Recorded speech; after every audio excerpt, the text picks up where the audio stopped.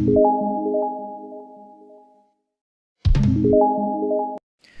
છો વિદ્યાર્થી મિત્રો? મજામાં? સરસ.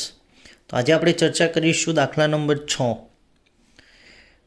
BC બરાબર 7 સેન્ટીમીટર, ખૂણો B બરાબર 45 અંશ, ખૂણો A બરાબર 105 હોય તેવા ત્રિકોણ ABC દોરવાનો છે. તો રચનામાં આ જ મહત્વનું છે. પહેલાં ત્રિકોણ કઈ રીતે રચવાનો. તો સૌથી પહેલાં આપણે BC રચીશું. કેટલા સેન્ટીમીટર? 7 સેન્ટીમીટર પાયાવાળો BC રચી નાખવાનો છે, જેનો પાયો કેટલા સેન્ટીમીટરનો હોય? 7 સેન્ટીમીટર. તો 7 સેન્ટીમીટરનો પાયો આપણે BC રચીશું. શું રચીશું? BC.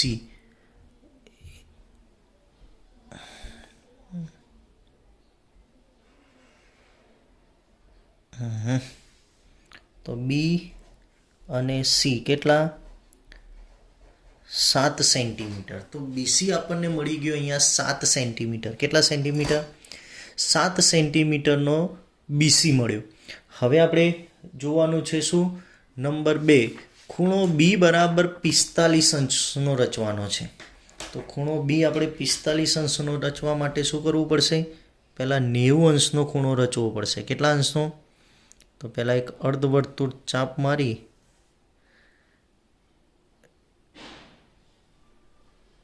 એક અને 2 અહીંયાથી આમ અને અહીંયાથી આમ, એટલે અહીંયા આપણને ખૂણો મળ્યો. કેટલાનો? આ ખૂણો પહેલાં આપણે ડોટેડ લાઇનથી દર્શાવીશું. શાનાથી? ડોટેડ લાઇનથી 90 અંશનો ખૂણો દર્શાવીશું. આપણે રચવાનો છે કેટલાનો? 45 અંશનો. તો હવે 90 અંશનો રચ્યો, એનો 45 અંશનો રચવો તો અડધાથી સેજ વધારે માપની ત્રિજ્યા લઈ એક ચાપ આ બાજુથી મારીશું અને એક ચાપ આ બાજુથી મારીશું. એટલે આ ખૂણાનો શું મળ્યો? દ્વિભાજક. આ ખૂણાનો શું મળ્યો આપણને? દ્વિભાજક. એટલે બે સરખા ભાગ. અને આ દોરીશું આપણે ત્રિકોણ. કેટલા માપનો? 45 અંશનો. કેટલા અંશનો? તો આપણને મળી ગયો 45 અંશ.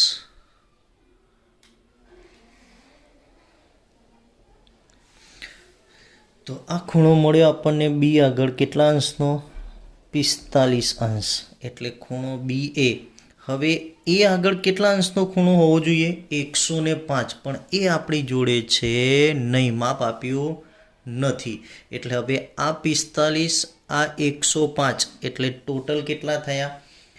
105 અને 45 એટલે 150 થયા. તો ત્રિકોણના ત્રણેય ખૂણાના માપનો સરવાળો કેટલો હોય? 180 હોય. તો C ખૂણો કેટલા અંશનો હશે? 30નો હશે. તો આપણે ખૂણો C રચી નાખીએ 30 અંશનો. કેટલા અંશનો ખૂણો રચીશું? 30 અંશનો ખૂણો રચીશું આપણે. તો 30 અંશનો ખૂણો રચવા માટે કેટલાનો રચવો પડે પહેલાં? તો પહેલાં 60નો રચવો પડશે. હવે 60નો દ્વિભાજક ડાયરેક્ટ જ રચીએ છીએ. એક આ બાજુથી આવશે અને એક આ બાજુથી. એટલે અહીંયા આપણને કયો ખૂણો મળશે? આ C. 60 અંશનો ખૂણો મળશે. 30 અંશનો ખૂણો મળશે. તો આ 30 અંશનો ખૂણો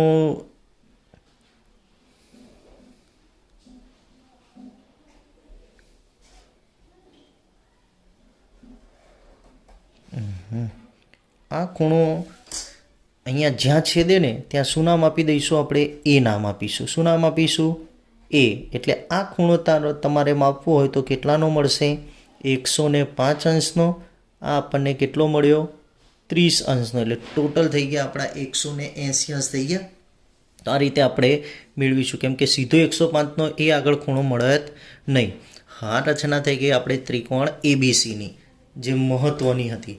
હવે આગળ આપણે કીધું છે કે પછી એવો ત્રિકોણની રચના કરો કે જેની બાજુઓ ત્રિકોણ ABCની અનુરૂપ બાજુઓથી 4/3 ગણી હોય. હવે 4/3 ગણી હોય એટલે 3 કેવા છે? છેદ નાનો છે. એટલે ત્રિકોણ ક્યાં મળશે આપણને? બહારની તરફ મળશે. ક્યાં મળશે? બહારની તરફ. એટલે બીસીને આપણે આગળ લંબાવવું પડશે, કેમ કે એ બીને તો લંબાવી દીધું છે, પણ બીસીને આપણે પહેલાં શું કરીશું? આગળ લંબાવીશું થોડી. ઓકે, તો બીસીને આપણે આગળ લંબાવી દીધી. હવે આપણે રચવાનો છે ત્રિકોણ. તો અહીંયા પહેલાં બીસી આગળ કોના આગળ? લઘુકોણ થાય. કેવો કોણ? લઘુકોણ બને એ રીતે કિરણ શું રચ્યું? BX. આ કિરણ BX પર કેટલા ચાપ મારીશું? પાછા 4 ચાપ મારવાના. તો 1 2 3 અને 4. શું નામ આપીશું આને? તો નામ આપીશું આને B1, B2, B3 અને B4. હવે જોડીશું કોને પહેલાં? કોને જોડીશું પહેલી? તો B3C જોડી દેવાના. શું જોડી દેવાના? B3C. તો B3C ને જોડી દીધા. B3C જોડ્યા પછી શું કરીએ છીએ આપણે? કે B3 આગળ જેટલા માપનો ખૂણો રચાયો એટલો B4 આગળ ખૂણો રચવાનો છે. ઓકે, એ જ રીતે અહીંયા ચાપ મારી દેવાની.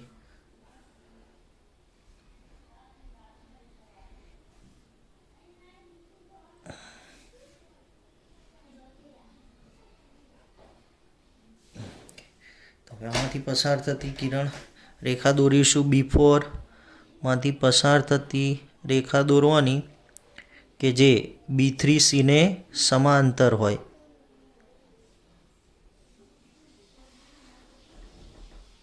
દોરી દીધી. જે લંબાવેલ BC ને ક્યાં છેદશે? C ડેશમાં. ક્યાં છેદી? C ડેશમાં. હવે એ જ રીતે C આગળ 30 અંશનો ખૂણો રચેલો છે ને? કેટલા અંશનો? 30 અંશનો ખૂણો રચેલો છે. તો એટલા જ માપનો ખૂણો આપણે રચી નાખીએ.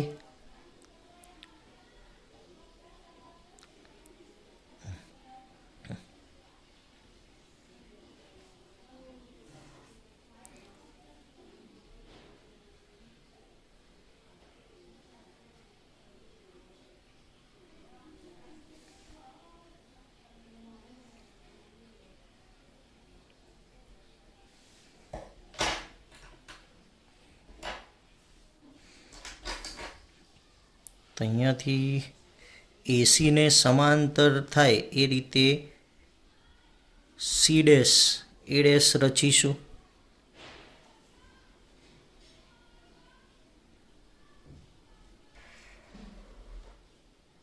જે લંબાવેલ AB ને જે બિંદુમાં છેદે ત્યાં શું નામ આપીશું આપણે? A dash. તો માટે A ડેશ B અને C ડેશ શું મળી ગયું આપણને? માંગેલ ત્રિકોણ મળી ગયો આપણને. જે જોઈતો હતો એ ત્રિકોણ આપણને મળી ગયો. તો આ રીતે સાદી સિમ્પલ. જે મહત્વનું છે ત્રિકોણ ABC રચવાનું છે. બાકીની રચના તો જે પ્રમાણે આપણે કરીએ છીએ એ પ્રમાણે. છેદ નાનો હોય તો ત્રિકોણ બહારની બાજુ હોય, છેદ મોટો હોય તો અનુરૂપ ત્રિકોણ મૂળ ત્રિકોણની અંદરની બાજુ મળે. ઓકે, જોઈએ રચનાના મુદ્દા. પહેલો મુદ્દો BC બરાબર 7 સેન્ટીમીટર, ખૂણો B બરાબર 45 અંશ અને ખૂણો A બરાબર 105, C બરાબર 30. કઈ રીતે લીધો? તો આપણે ખૂણો C બરાબર 180 માઇનસ ખૂણો A માઇનસ ખૂણો B થાય તેવો ત્રિકોણ ABC દોર્યો.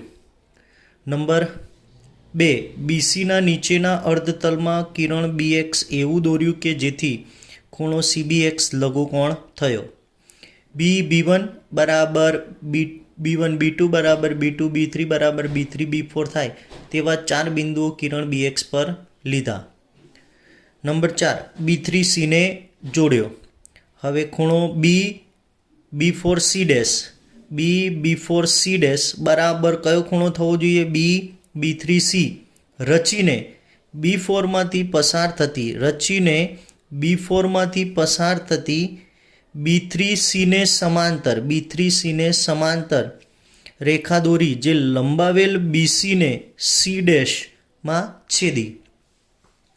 એ જ રીતે C' માં છેદ્યા પછી BC' A' બરાબર BCA રચીને C' માંથી પસાર થતી AC ને સમાંતર રેખા દોરી જે લંબાવેલ AB ને A' માં છેદી. આમ ત્રિકોણ A'BC' માંગેલ માપનો ત્રિકોણ મળ્યો. અગાઉ જોયું હતી એવી જ રચના છે. મહત્વનું છે મૂળ ત્રિકોણ રચવાનું. ઓકે.